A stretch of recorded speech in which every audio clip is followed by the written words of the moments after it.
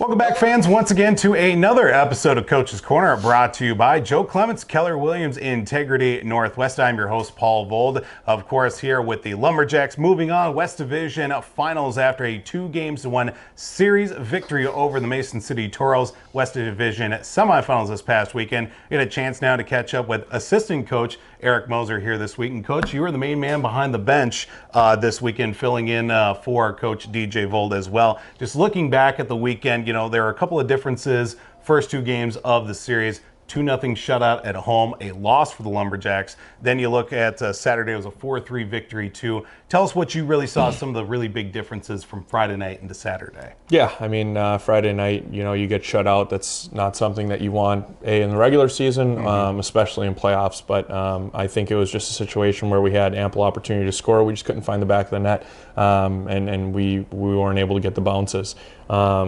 You know, which sometimes that happens, but you know, it was short-term memory for our group after Friday night's loss, and we just wanted to leave that one in the past and try and regroup and just, you know, let our guys know it's kind of a winner-go-home situation and your back's against the wall, and do whatever we can on our end to prepare our guys more so mentally, you know, to, you know, give them the best opportunity to perform on Saturday. Yeah, of course, with going into Saturday too, you get that 4-3 victory, a nice win on the road too. But also special teams are a really big factor in that contest. Get a power play goal, they get a power play, a shorthanded goal as well. We go into the postseason. We've really been talking about it pretty much the whole season too, is about how special teams can make a big difference, and especially in the postseason, that's a really big factor because not a lot of teams are going to be getting those mistakes on a nightly basis. Yeah, I mean, I think our penalty kill has been outstanding since September to start the year.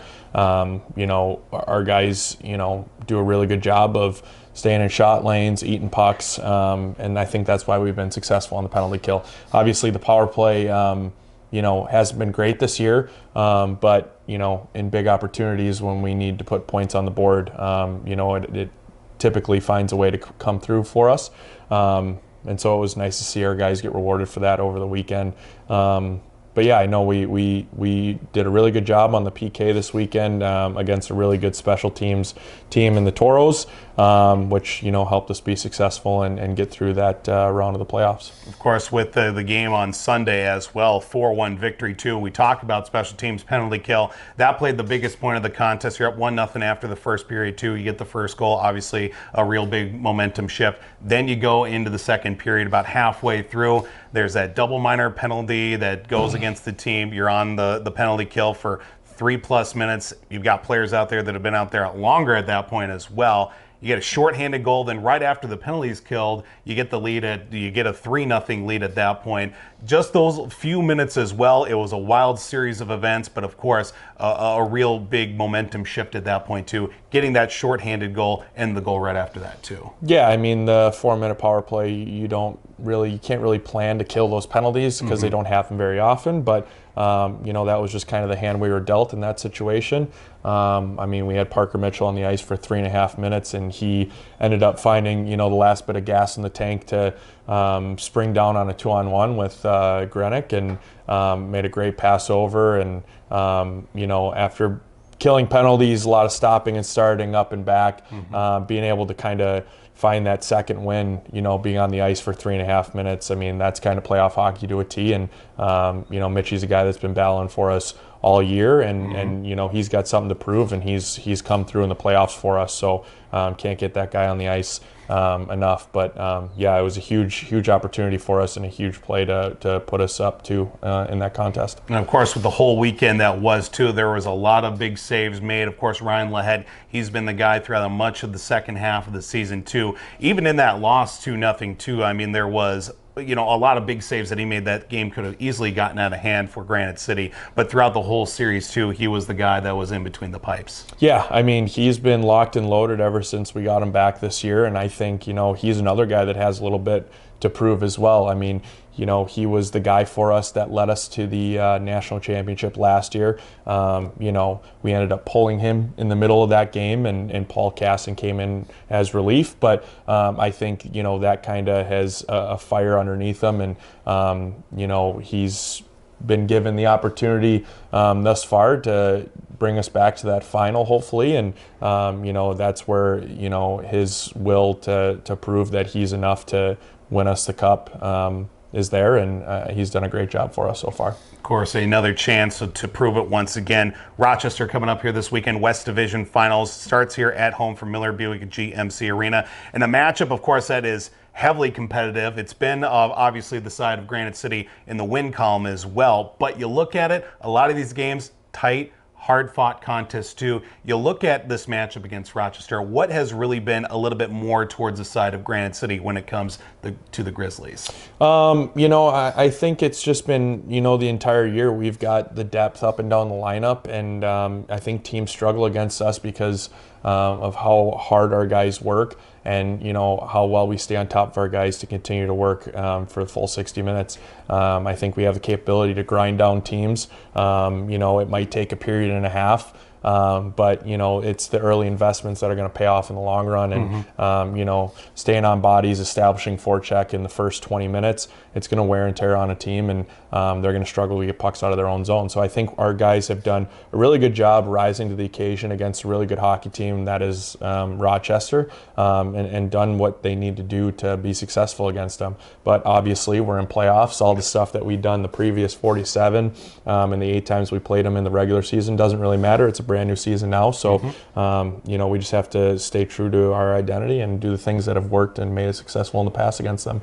And we look forward to it, a matchup against the Rochester Grizzlies. Starting off Friday night, West Division Finals. It'll be a 7:30 puck drop right here from Miller Buick GMC Arena. Then Game 2 will head down to Rochester from the Rochester Recreation Center. That will be a 7:05 puck drop. And if we should get to Game 3, it will be Sunday right here from Miller Buick GMC Arena. 6 p.m. puck drop. One of these two teams will represent the West Division in the Fraser Cup playoffs coming up further in the National Championship round coming up here later this month as well. Of course, Coach's Corner is brought to you by Joe Clemence, Keller Williams, Integrity Northwest. We'll step aside here for a break. Of course, thanks again to assistant coach Eric Moser. We'll take a break. We've got a special interview with general manager and interim assistant coach Brad Willner coming your way next.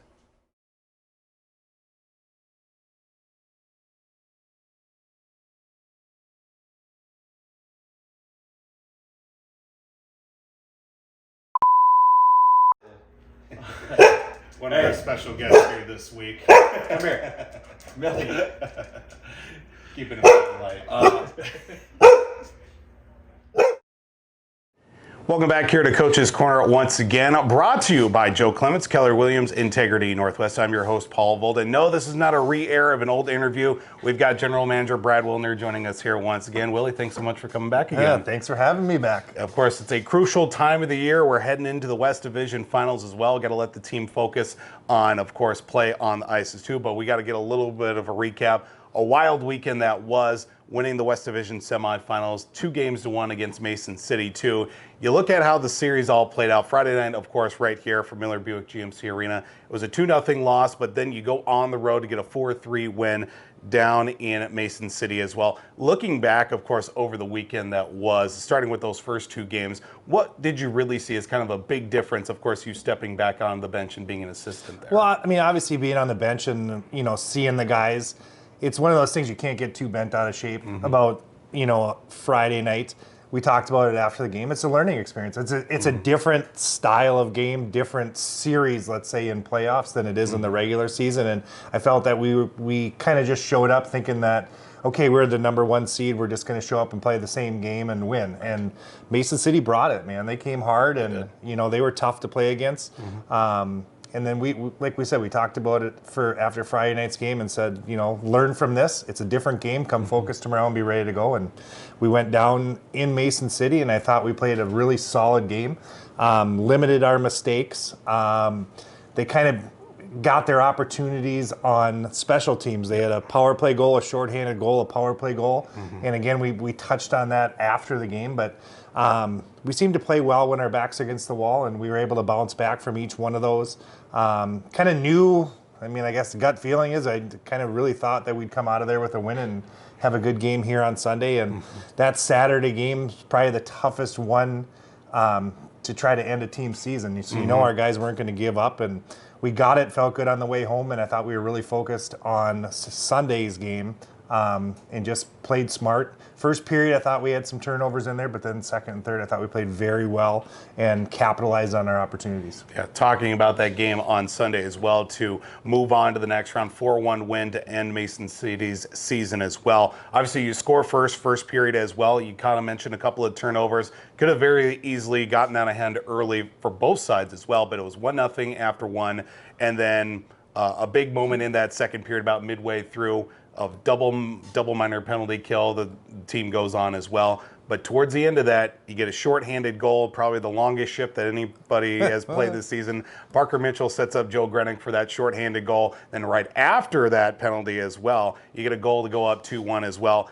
That whole series of events was probably the wildest that we've seen here from this arena too. But ultimately, of course, we talk about special teams all season, now in the postseason as well. Being shorthanded, getting that goal too, was probably a big uplifting moment for the whole series too. Well, yeah, I mean, I think it's great. The guys were complaining, 4 minutes, and you just kind of, I'm telling them, hey, you can't do anything about it. Just go get the kill. Right. Get this kill.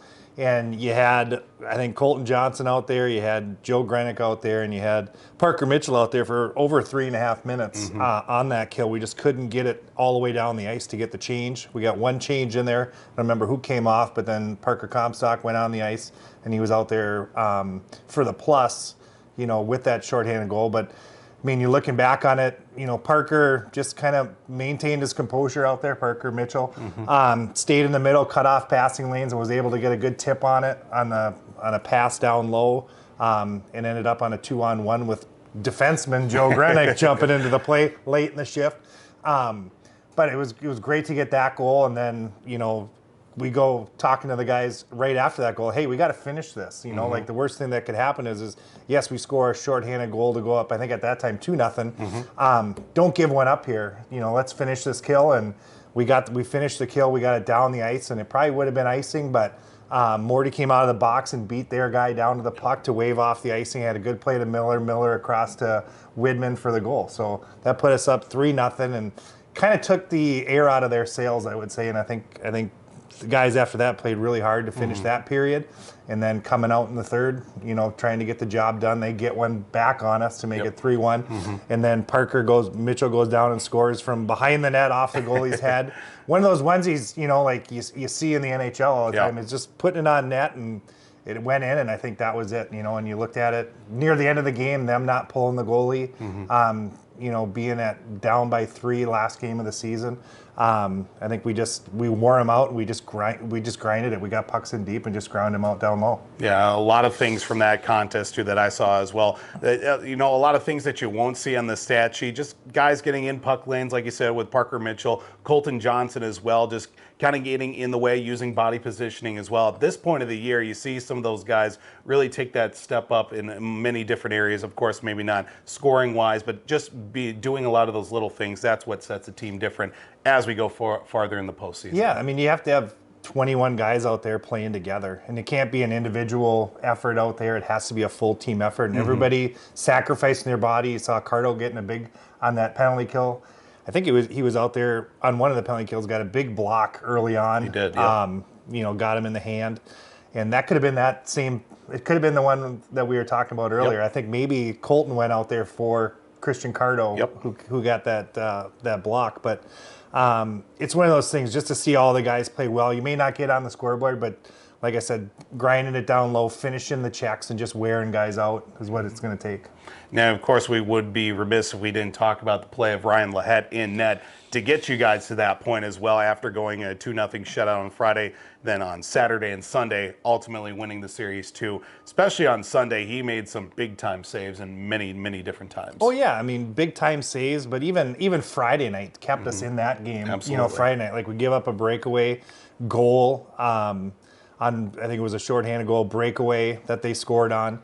And then the next shift, we give up another breakaway, and he makes a huge save on it in the second period there. So, I mean, he played well throughout the entire weekend. He's locked in, he's focused in, and I'm looking forward to this weekend to see how he plays. I think he'll do great. Of course, we do have the West Division Finals that are going to be coming up here as well.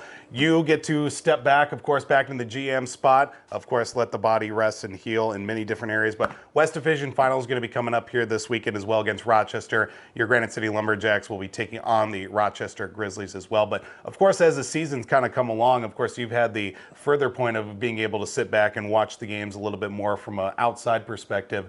You look at a lot of different things with this matchup against the Grizzlies. You know, it's been very back and forth, but of course, looking at the win-loss column, it's been Granite City. But at this point now, you can't take anything for granted with, of course, Rochester coming in on Friday. No, both teams are very experienced. Both teams want to be back, you know, at the Fraser Cup.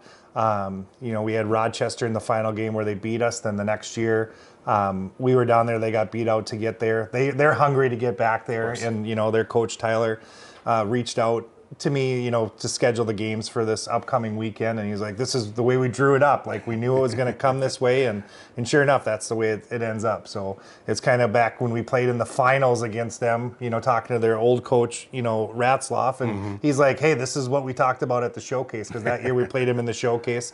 And then we said, well, yeah, we'll see you at the finals. And sure enough, we saw him at the finals. So it's unfortunate that both of us can't be down there for the Fraser Cup Championship, because I think both these teams can go on and win this thing. Obviously, the other divisions have great teams too, and you have to be focused all the way. But I think whoever comes out of this series here will probably end up in the championship down there, and, you know, hopefully it'll be us. And hopefully it will be so. West Division Finals coming your way this weekend. Starts with Game 1 Friday night right here from Miller Buick GMC Arena. 7:30 puck drop, of course. Then on Saturday, your Lumberjacks will hit the road to take on the Grizzlies down in Rochester. A 7:05 puck drop. But if it should get to Game 3, right here on Sunday, it will be from Miller Buick GMC Arena, a 6 p.m. puck drop as well. Coach's Corner brought to you by Joe Clemence, Keller Williams, Integrity Northwest. I'm your host, Paul Vold, joined alongside with General Manager and interim assistant coach, at least for the last couple of weeks, Brad Willner here this week. Of course, stay up to date with everything going on with your Lumberjacks, lumberjackshockey.com. Be sure to also follow them on all your social media platforms as well. We'll talk to you guys next week.